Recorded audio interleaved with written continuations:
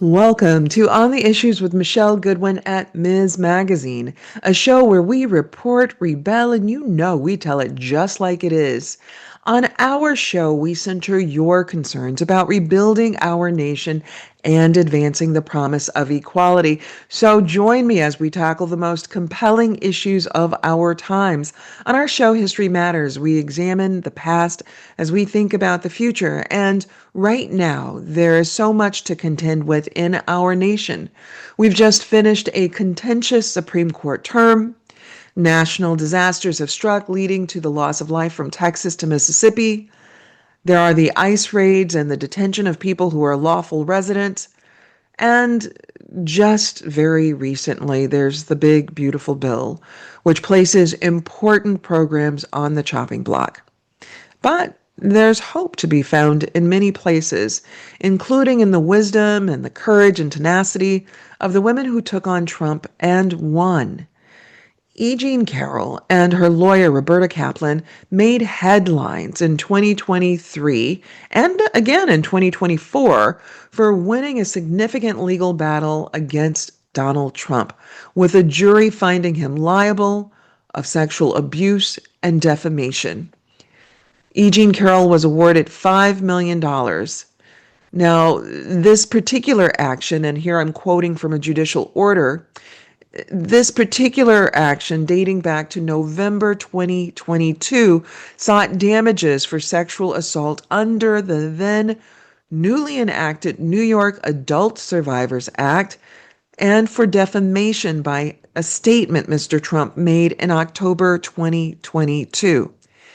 Was later awarded $83.3 million in damages.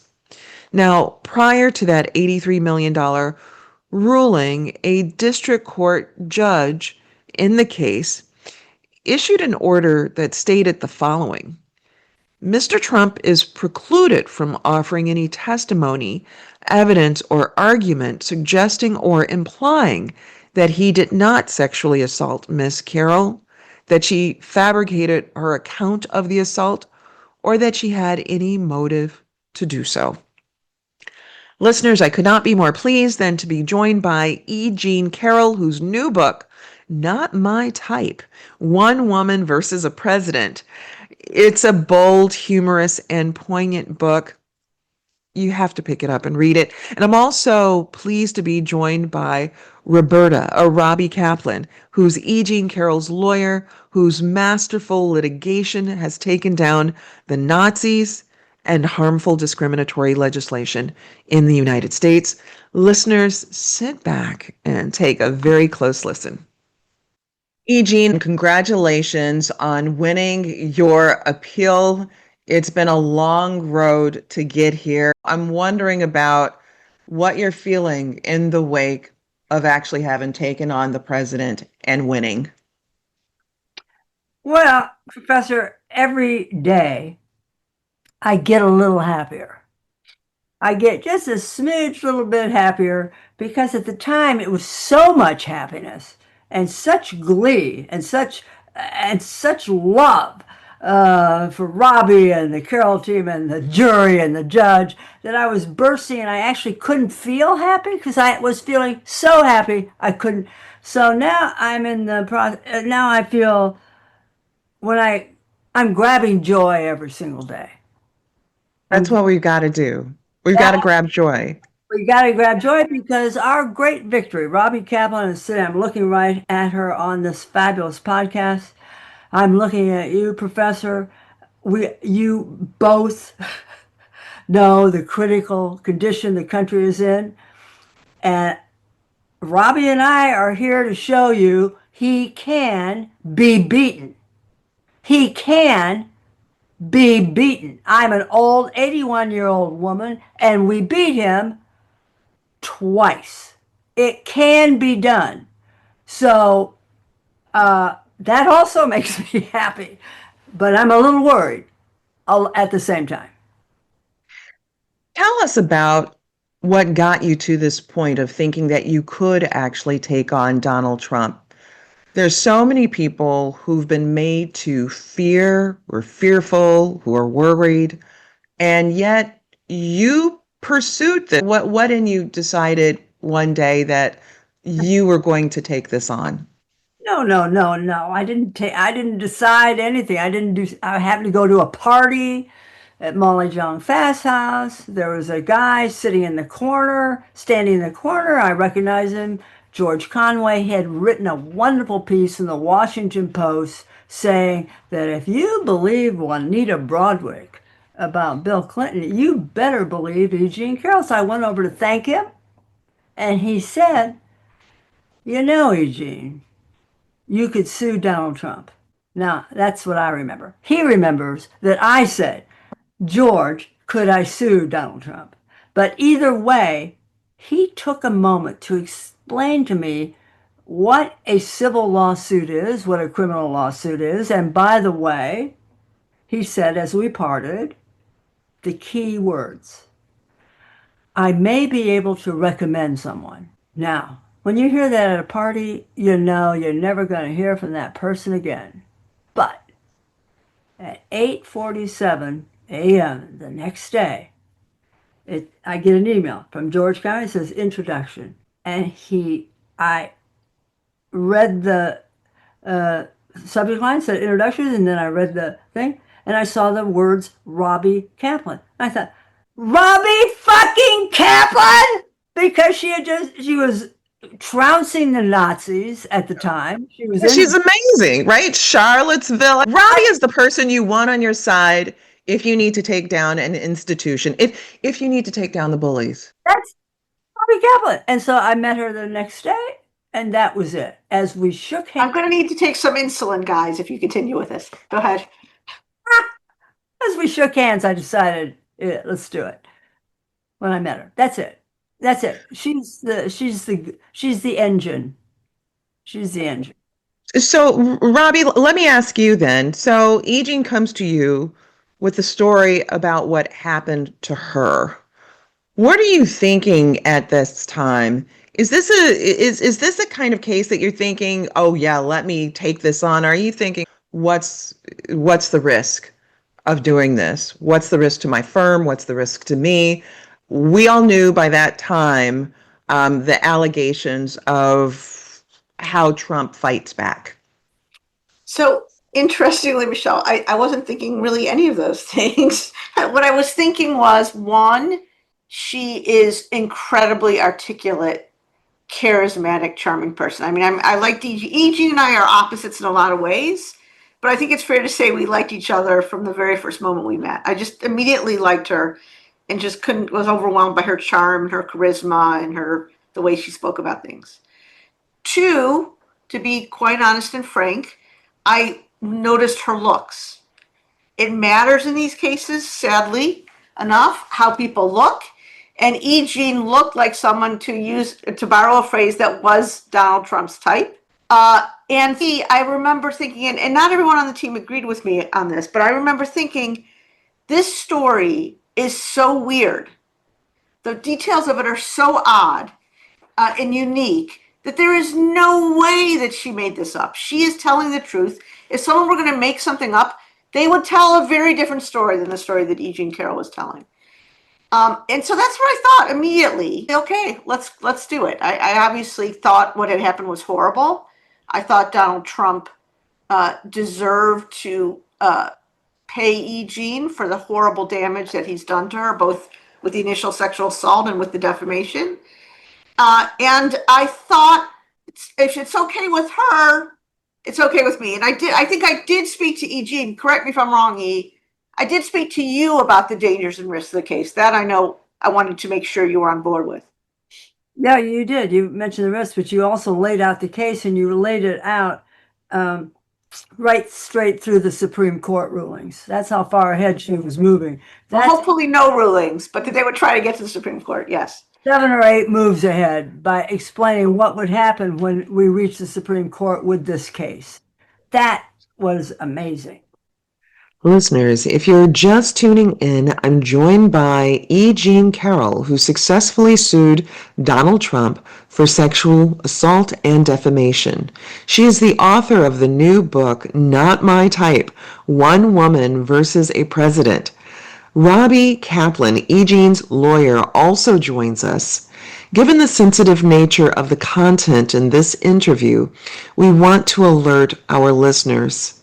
Now let's turn back as I ask E. Jean to take us back to what happened. Let's talk then about these two parts that you've just mentioned, Robbie, which were both the sexual assault that dated back and then also the defamation. So, E. Jean, if you could take us back to what Donald Trump denied as having happened, saying, not my type, the title of your wonderful book, Not My Type, One Woman versus a President. What's the story? What Donald Trump denies, saying that it could not have happened and that somehow you got it wrong. Well, according to court transcript, he jammed his fingers up me and then he inserted his penis. But how did you get there? How did you end up in that situation? Oh, from the very beginning? Well, I met him outside of Bergdorf's. We ran into each other. He was a man about town, a bon vivant, great looking. This is back in the day, 1996. I had a talk show. He recognized me and said, "Hey, you're that advice lady." And I said, "Hey, you're that real estate tycoon." And he said, "Come advise me." And it was like I'd fallen into a vat of honey. I'm an advice columnist. This is my purpose in life, to advise people. And also, it was just a hilarious story. I am going to help Donald Trump shop for a president. So we started to look for a president. And he didn't like the handbags, he didn't like the hats, but he said, "I know lingerie." So we took the escalator up. He was yakking the entire time, telling stories how he's going to maybe think of buying Bergdorf's. And, he was in a very jolly mood and it was very light, very joshy, very friendly. I admit I was flirting my brains out, and we got to the 6th floor and we walked to the lingerie department laughing at this point, and he snatches a bodysuit, a very beautiful, lacy, see-through, sort of grayish blue bodysuit, lifts it off the counter and says, go put this on. I said, "Well, you go put it on." And he said, "No." And he held it up against me. He said, "It looks like it fits you. Go up, put it on." I said, "No, it goes in your eyes. It's your color. You put it on." I am laughing the whole time because I had written a sketch for Saturday Night Live, something similar. So to me, the scene is getting better and better. I picture him putting this tiny little lacy bit of lingerie on over his pants, right? Hilarious. So he says, "Let's go try this on." And he gives a gesture of, "After you, madam." And I walked right into that dressing room, right in to continue the story, laughing my brains out. And then it turned very dark. The door was slammed behind me. I was pushed up against the wall. His entire weight came down on my chest. And we don't know how long it took. The fight went on for maybe 3 minutes, and I managed to get out. And I never spoke of it again. It was so humiliating and so horrible. I had to call immediately when I left the Bergdorf's. I had to call my best friend, or she wasn't even a best friend at the time. She was just a mere friend, Lisa Birnbach. And I said, "You'll never believe what happened." And Lisa's reaction was, "Eugene, you've got to stop laughing." Apparently I was laughing on the phone. And then I told her what happened. And Lisa's the one who said, "Eugene," as she said in the court transcript, "he raped you." At that moment, I had not really realized what had gone on. It was Lisa who had the brain power to process it. And so she said, "Come to my house, I'll make you dinner." And I said, "No, I just wanted to go home." And that's what happened. We promised each other never mention it. And of course, the next day I ran into my best friend, Carroll Martin, at where I had my talk show. Carroll and I both had talk shows on Roger Ailes' network. And I just saw Carroll and I needed a hug. And we went to her house and I told her the whole story. And Lisa had told me, let's go to the police. Eugene, I will go to the police with you. Let's go to the police. Carroll had said, do not go to the police. First of all, Carroll was extremely upset. She was so upset. She was holding both my hands. I must have told her the story at least twice, maybe 3 times. And she said, do not go to the police. He has 200 lawyers. He'll bury you. So I'm so sorry. I was silent for 26 years after that. It's so painful. And Robbie, from what you, as a lawyer, you've heard stories like this that people do stay silent. I shared before we started recording here my own story. Yeah. At 10 years old, having been raped by my father, and though having told friends and people over time and having left home and being emancipated as a teenager, then you lock that box. Right? You just lock it, put it away, and try to go on about your life. And everything that you've said, Eugene, in terms of the embarrassment, the humiliation, all of these things in a society that pushes that on you, because let's be clear, this is not a society that welcomes women coming forward and telling their stories. So, Robbie, I'm wondering then what you were thinking of in terms of strategy, because at some point, Eugene, you break your silence. And it's after that time that then we've got this part number 2 where she's not my type. The sense that this could not have happened, that there's some falsehood being lifted into the air. And really, Robbie, that's when you come in and figuring out what's going to be the legal strategy here. And could you tell us about that? So I thought from the very beginning that Carroll Martin was our key to the case. She was going to be the person who won this case for us. And I thought that for a couple reasons. First of all, although Carroll, back in 2019, when Eugene first spoke of this, and probably since then, feels guilt, I think it's fair to say, about the advice that she gave Eugene. The truth is that in 1996, it wasn't bad advice. Had Eugene gone to the Manhattan DA's office in 1996 with this story, the chances that anything would have come of it are extremely low. And we all know that Donald Trump is a vengeful, vicious person. And Carroll was right. He would have come after her with 200 lawyers or more. So I thought that there was something about that story that was so poignant and true. And Carroll was giving advice to her best friend from her heart, the advice that she would want for someone who she loved, who was close to her. The second thing about it is that I love both Carroll and Lisa. They both testified at the trial.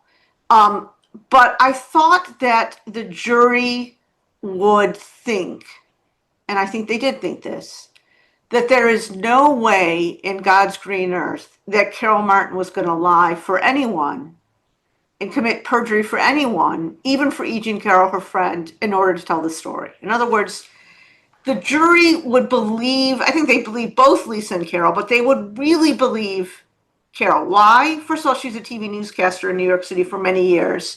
And most people my age and up remember her. I certainly remember her watching on TV every night.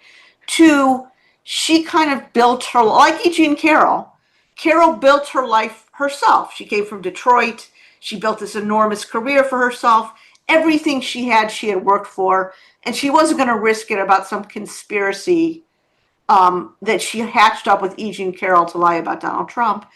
And finally, ironically, in the case, there were texts that we had to produce to the other side, or that Carroll had to produce to the other side, where Carroll was just kind of complaining about Eugene, the way people complain about their good friends, to her daughter, to other friends of theirs. And while the Trump side thought that was the greatest evidence in the world, I knew it was the opposite, because that's the way people talk about their friends. And it was completely believable, I think, to the jurors, particularly the women jurors, who I remember when I raised this in closing were kind of nodding their heads. That's just how people, react. And Carroll was rightfully scared in 2019. She was worried about what would happen to her daughter and her granddaughter. Every reaction of hers throughout this entire story has been just so genuine, so real that I knew the jury would believe it. And again, I'm not denigrating Lisa in any way. Lisa was phenomenal, but Carroll was our ace in the hole. No question about it. Also, Joe Tacopina, professor, beat up on Carol Martin so badly.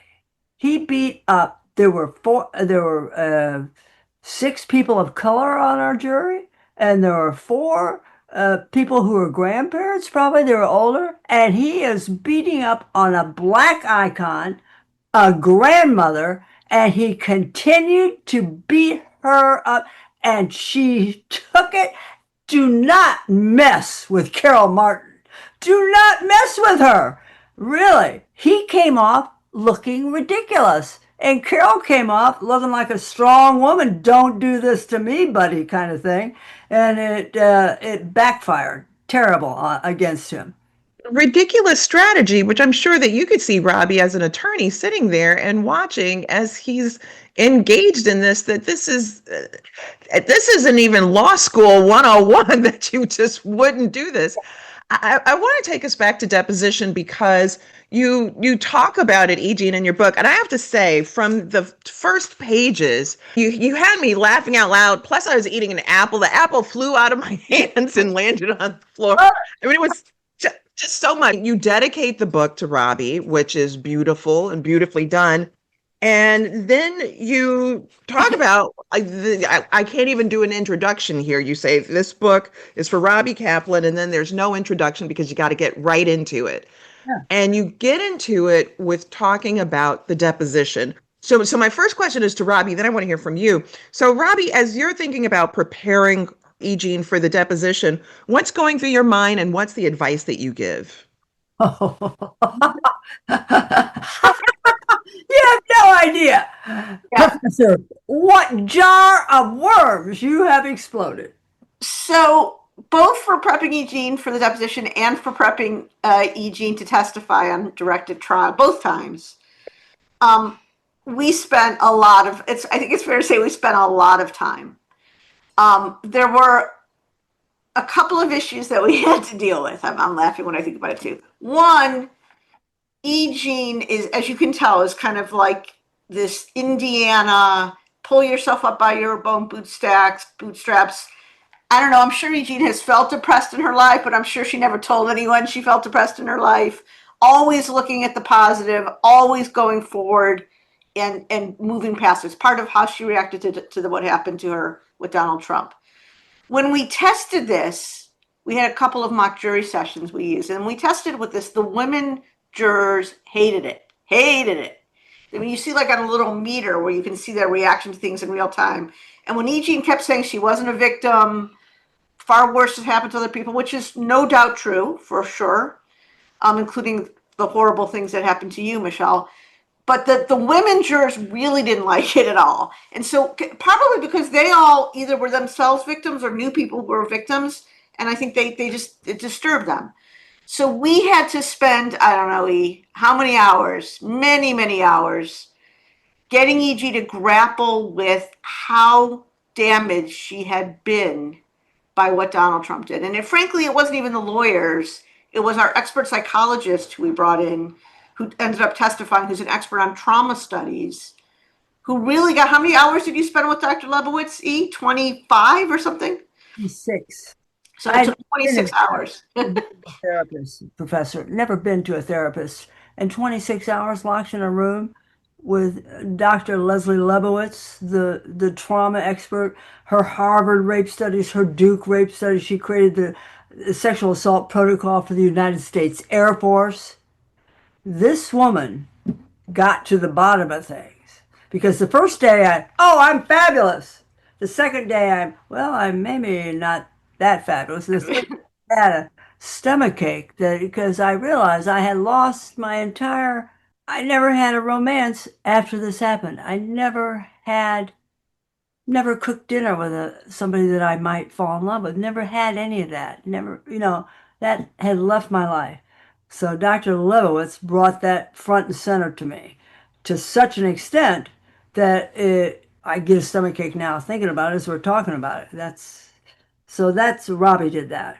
She put me in that room for 26 hours and told me what the heck was going on. It strikes me that in hearing that of the various kinds of responses that people who endure that kind of violence and trauma, that a part of it, for so many is, again, that let's go on. And so for you, it was, right? Get Layer and layer on top of that to like move on. And then it was this therapist who comes in yeah, and yeah, reality sets yeah, that over the last 30 years since that happened to you, all of these other things that could have been in your life, that romantic dinner, opening that bottle of wine, popping the cork on the champagne with somebody that you're sitting across, all these things that other people would have been experiencing, somehow you had buried so deeply that your mind couldn't even allow you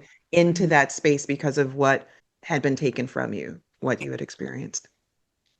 yeah. I was one of the saddest moments of my life. When you realize that with Leslie, wow. Yeah, yeah. And I have to this day been unable to overcome it. And we should just say for the people listening, it's not like Eugene didn't have an active romantic life before that.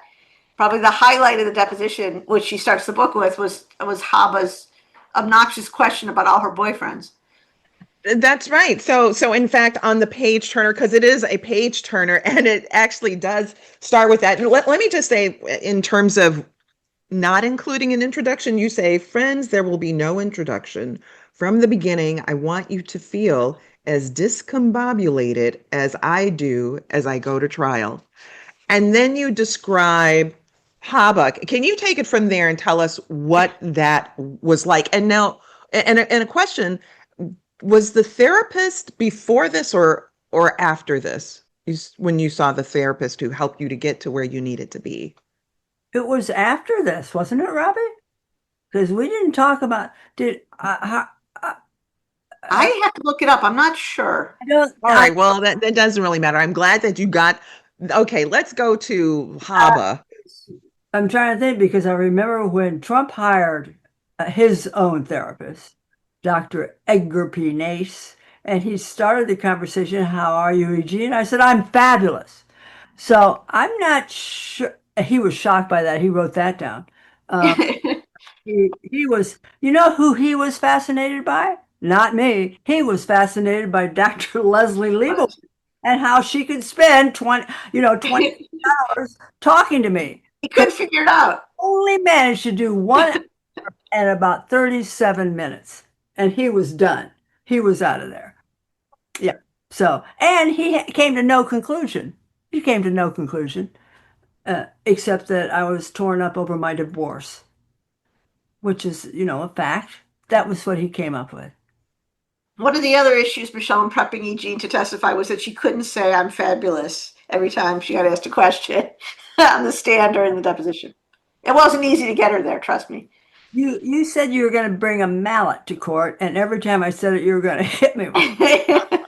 I want to take this moment again to just think about just what a journey is in trying to live a life, flourish in a life after a sexual assault, after being victimized, after abuse, right? I mean, and how it's a society that actually finds it really difficult then for a woman to be fabulous. There must be something wrong with you if you are fabulous. There must be something wrong with you if you can laugh, right? It seems that there's no way of winning. And if you're depressed and you're angry, well, then there's something that's wrong with you in that regard, too. Right. And of course, that sense of trying to get to that space of fabulous and feeling good is because you've been so deeply traumatized, is because you've been so deeply wounded.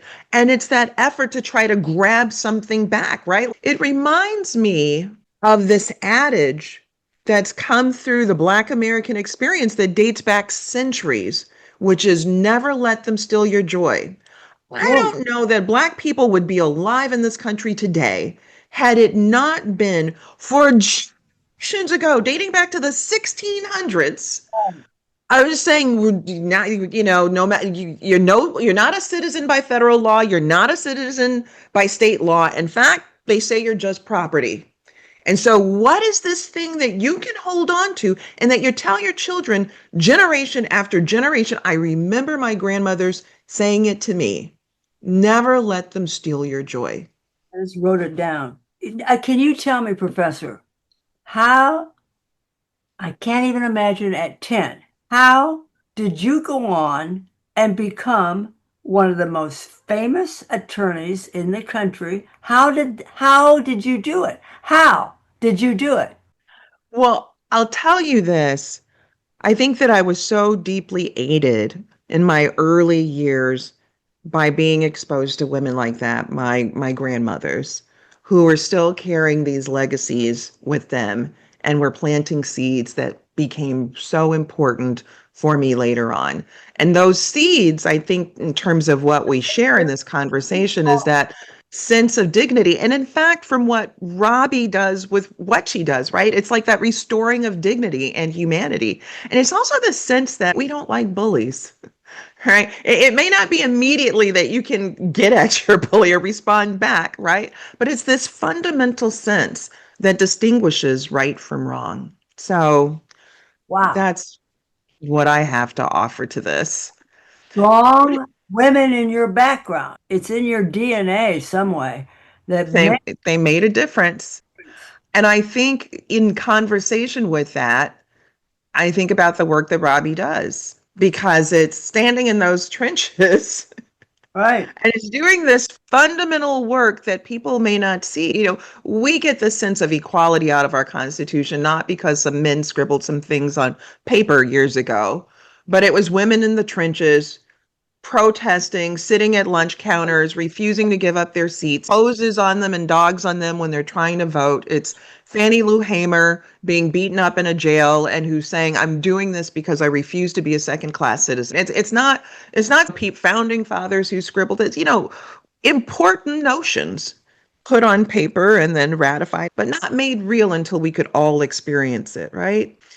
So, the deposition, because you begin with it and you describe Haba, right? Can you describe her for the readers, what you were just experiencing, listeners, and there will be those who read this transcript, right? So, what was that like? This lead up to her actually asking you about how many people you've had sex with? Well, she's incredibly beautiful. She was wearing a Chanel jacket. Robbie argues it's not she said it was a knockoff. She has cheekbones like tulip bulbs. Like a baby seal. High heels that I got dizzy just. These are the things we talk about in our case. This is how we prepare for testimony. Yeah, we went after the deposition. We didn't talk about that. We talked about whether Haba's jacket was a genuine Chanel or not. And Robbie had told me 5 or 10 times, do not trust Alina Haba Esquire. She is not your friend. Robbie must have said it 6 times, maybe 10. So I walk in and Alina Haba greets me with the most beautiful smile you have ever. Good morning, Miss Carroll. But there was such arrogance behind that smile. You know what? I'd catch myself. I really liked her. There was something so likable about her. Listeners, if you're just tuning in, I'm joined by journalist and author E. Jean Carroll. She successfully sued Donald Trump for sexually assaulting and defaming her. Her path-breaking lawyer, Roberta Kaplan, also joins us. In this part of our interview, we reflect on the deposition. So let's turn back as E. Jean is describing her interactions with Trump's attorney. I liked her because she's a likable person. And by the way, watch out, America. She's going to run for office and then look out. And so she is persuasive. She's 100% confident for absolutely no reason. And Robbie and she faced off. It was two polar opposites. Robbie had a smile on her face almost the entire time. And the glorious end of the deposition is Robbie Kaplan saying, for the record, I would like to make a record. Richard Harris was Dumbledore And Ben Vereen was the first Broadway star I ever saw in my first Broadway show. That was what she put on the record. Thank you, Robbie Kaplan. So, Robbie, why? Well, for two reasons. One, because I was like genuine. When she said, forget Richard Harris, when she said Ben Vereen, I literally stopped the deposition, went off the record, and I said, did you just say that you saw it with Ben Vereen? And she's like, yeah. I was like, oh my God. I said, when he was starring in Pippin? She's like, I don't know. Meanwhile, all the associates, they're young, they don't even know who Ben Vereen is. And we're having this whole conversation about Ben Vereen and E. Jean. But as it developed, I realized that it was making a substantive point, which is Donald Trump was not E. Jean's type. She would have had zero interest in Donald Trump other than like a funny story to tell people later that night at cocktails. And I realized that her telling the story of all the men she'd had relationships with was actually very powerful. I also knew the judge was never letting any of it in. But I wasn't going to have a fight with the judge in the middle of the deposition where she tried to get him on the phone. So that's like also poor strategy, right? And of course it was meant to demean and belittle, right? By asking you that, whom you've had sex with, when did you lose your virginity, all of those things, no relevance to what's at issue.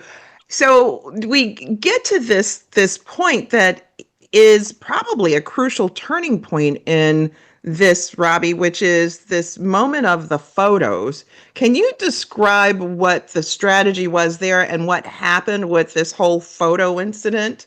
I don't even know who the woman. Let's see. I don't know who. It's Marla. You say Marla's in this photo? That's Marla. Yeah, that's my wife. Which woman are you pointing to? No, that's here. Carroll. Oh, the person you just pointed to was Jean Carroll. So this is Donald Trump's deposition. We're at Mar-a-Lago. It was my second time there in 2 weeks because I had another case against Trump where I deposed him the week before. We were in a different room though. And I was at the beginning of the deposition was trying to establish that he knew who E. Jean Carroll was. So I asked him a whole bunch of questions about what shows he watched and what shows he went on the air about, and how he was at a very active social life and how he ate at the same restaurants that E. Jean ate at. He didn't understand what I was doing, but that's what I was trying to do. And at some point he said something like, yeah, I realized I met her once. I think he thinks it's a charity event. I guess it was in a way. We think it was an NBC dinner. And he said, there's a photograph of it. And I said, oh, yeah, I think I happen to have that photograph. Now, I'll be honest with you. I'm not telling you that I've never tried to trick someone in a deposition. That would be dishonest. I certainly have at times in depositions with difficult witnesses. This was not that. He said, I think there's a photo. I turned to my colleague and said, could you hand me the document? I handed it across the table and said, is this the photo you were just talking about? And that's when he pointed at it and said, that's Marla. And I said, what did you just say? And he said, Marla. I said, you mean your wife, Marla Maples? And he said, yeah, pointing at E. Jean so everyone knows. And that's when Haba immediately interrupted and corrected him. And the hardest part was keeping a straight face, because I basically wanted to start dancing, No kidding, because this coming from the person who has been defaming, saying she's not his type, that he never would have done this. And then there it is that he points and says then more than once that is his ex-wife, Marla. Yeah. Person who presumably was his type. The woman on the right is your then wife. I don't know. This was the picture.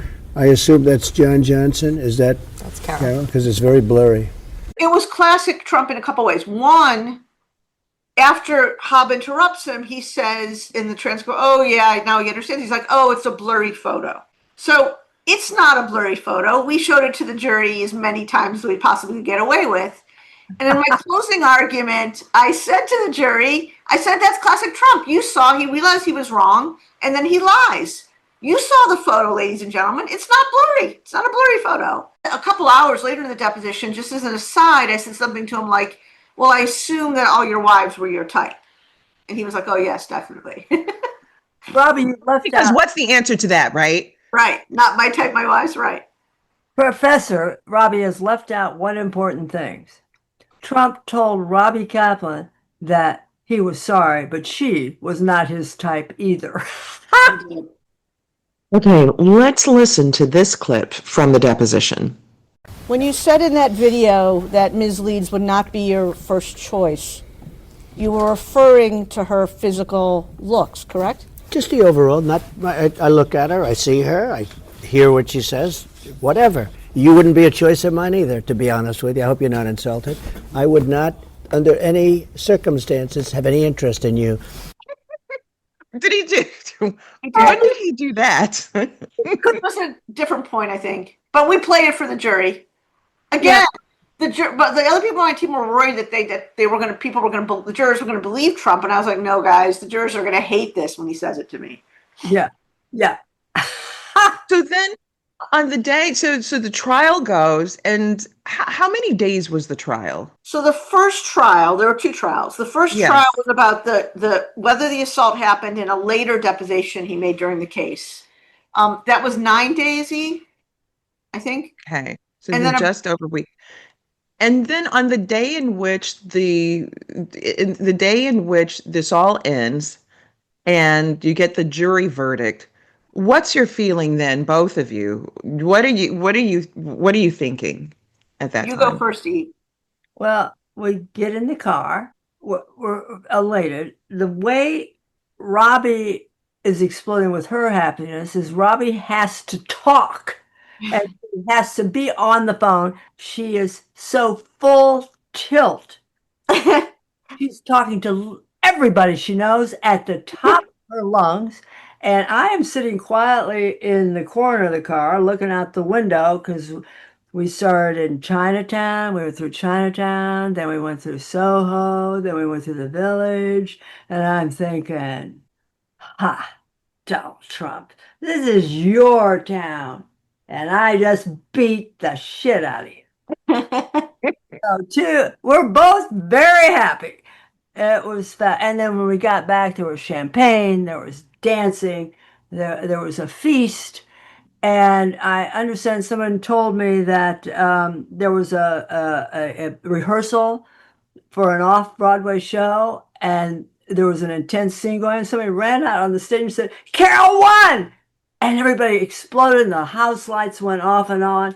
Carol Martin heard her attorney had called her and said, there's a verdict. Carol is driving in the car. She swerves off the highway, goes, slams on the brakes. I'm not even sure if she turned off the car, walked to a bench, laid down because she was afraid she'd faint, puts her phone on her chest.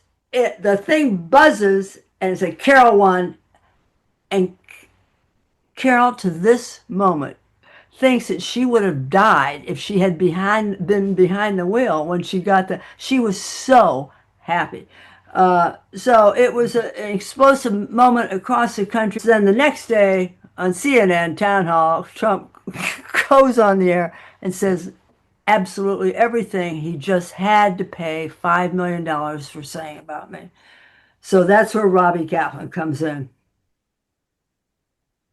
So, Robbie, what happened? Got this victory, and almost immediately, here you're back again. And you clearly make the decision that, hey, we're going to go back to court because clearly he didn't, learn the first time. Yeah, he couldn't stop. I mean, the reason, the original trial, the verdict was 5.3. The second million listeners. The second trial, buckle your seatbelts, it was 83.6. Is I got that right, E? I know it's 3.3. 83.3. It's 88 now with interest because it's been sitting on deposit. And the single reason for that, there's only one reason, is because Trump could not stop. And although he didn't show up at the first trial, at the second trial, somehow thinking it was going to change things, he showed up and then acted like a 14-year-old juvenile delinquent. I don't know how else to describe it. He clowned around. He was contemptuous of the judge. He didn't follow the court's orders. every day he would come into trial, he would leave trial in the afternoon, and then he would go, I don't know where they were doing it. It wasn't Trump Tower, but somewhere like that, and record a video repeating the defamation again. So it was just, he walked out of my closing argument after 10 minutes. I mean, he just, every bit of that $88 million is based on Donald Trump's own conduct. Yes. During the case and in that courtroom.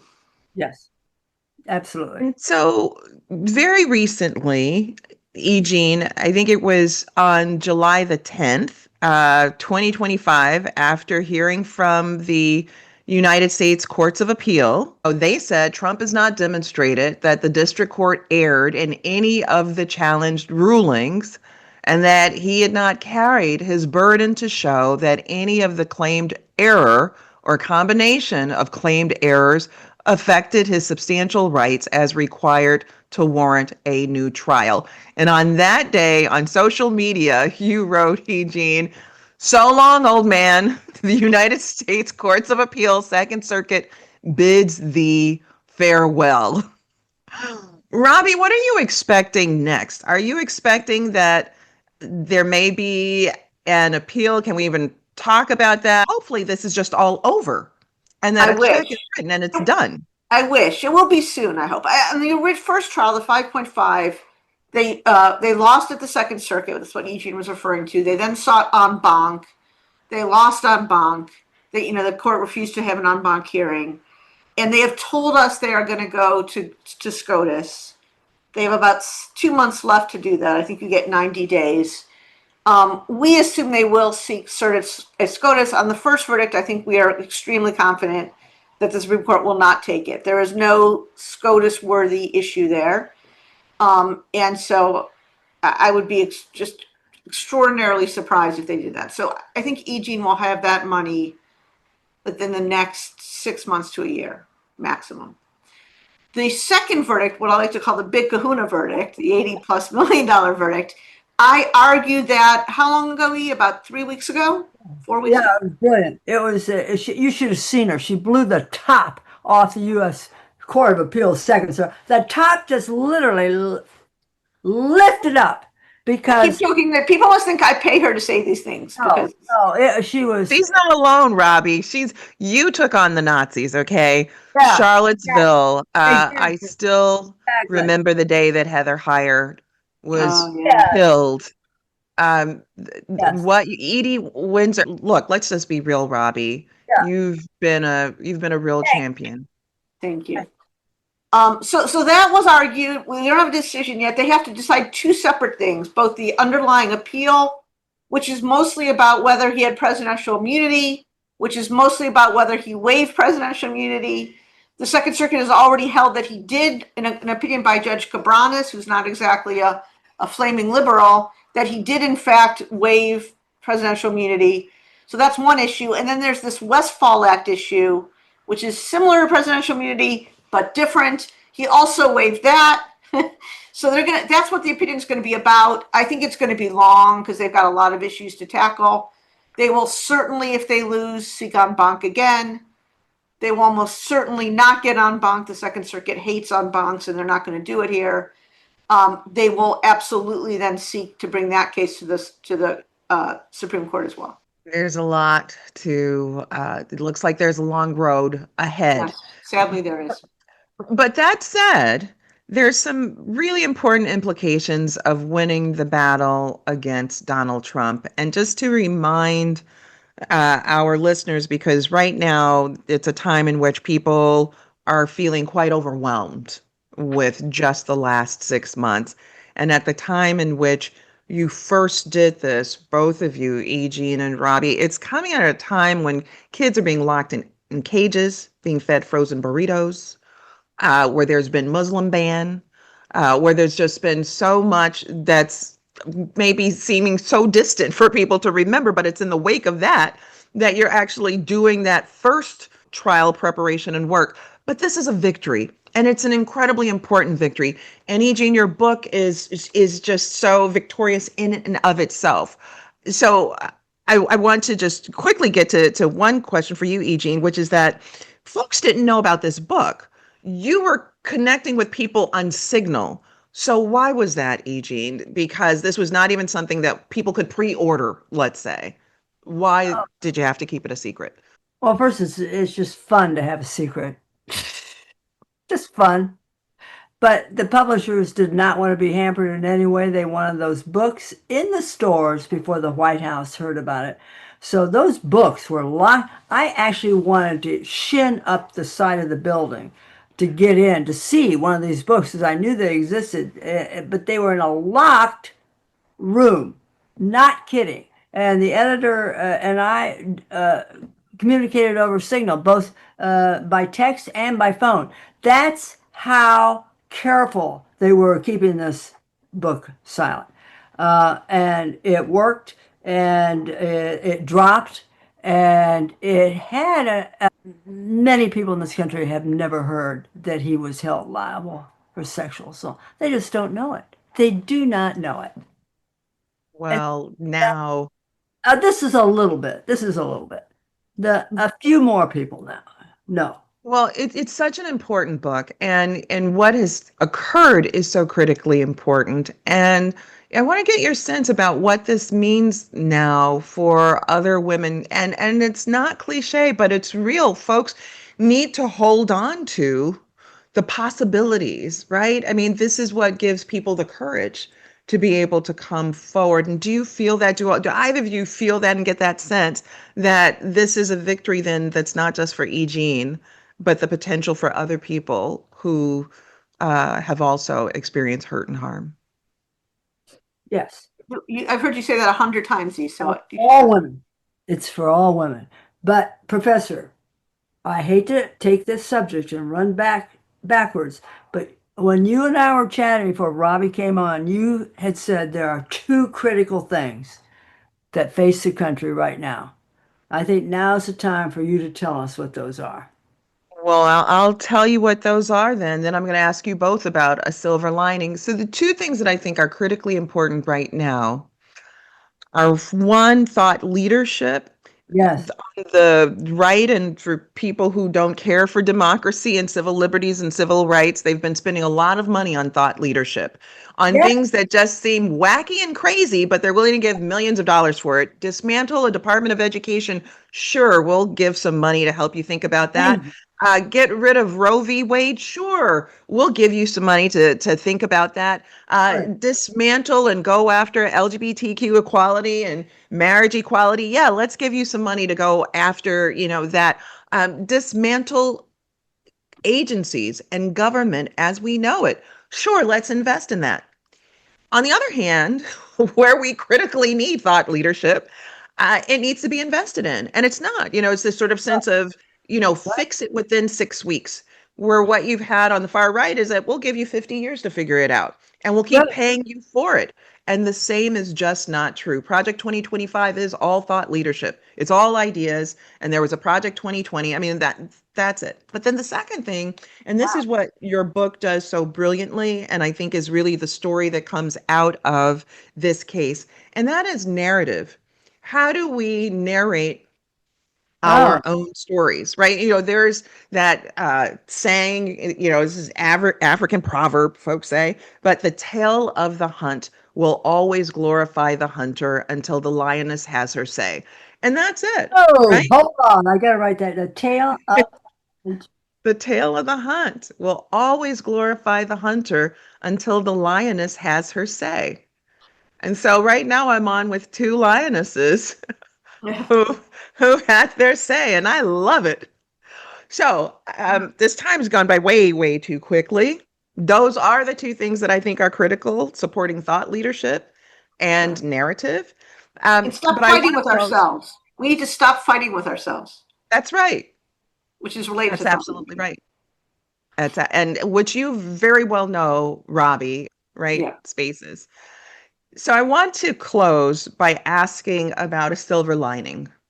What's the silver lining that you see going forward at a time in which Trump's back in the White House right now? That's daunting for many people. There are people who've lost their jobs. There are estimations that there are going to be people who die as a result of all these executive orders. We've seen so much dismantling taking place in the last 6 months that for so many it feels like 6 decades.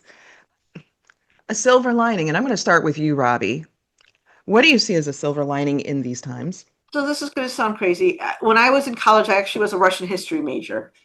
And my one of my professors, my thesis advisor, had a theory about Russia, which I actually think is probably right, that the reason why the Russian government over time has always been pretty bad, I think it's fair to say, different names, but kind of the same, regardless of what the names were, is because Russia never had institutions of civil society. It never had Oh, independent lawyers, never had independent courts, never had a church that was independent from the Tsar or the government. Didn't have any of the things that we've had in our country for not only have, but have had for a very long time.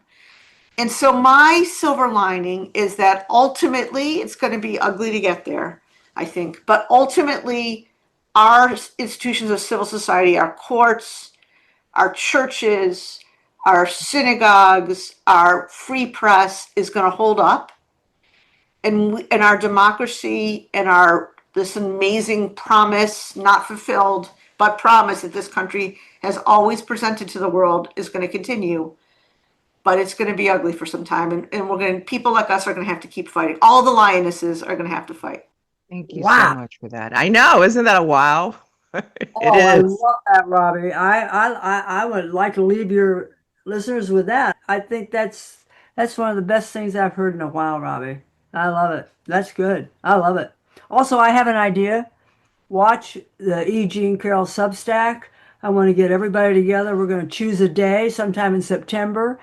We're all going to go on our social media and we're all going to tweet the same thing. Oh What should we wow! tweet? What should we tweet? I Professor. love that. That maybe he's not our type.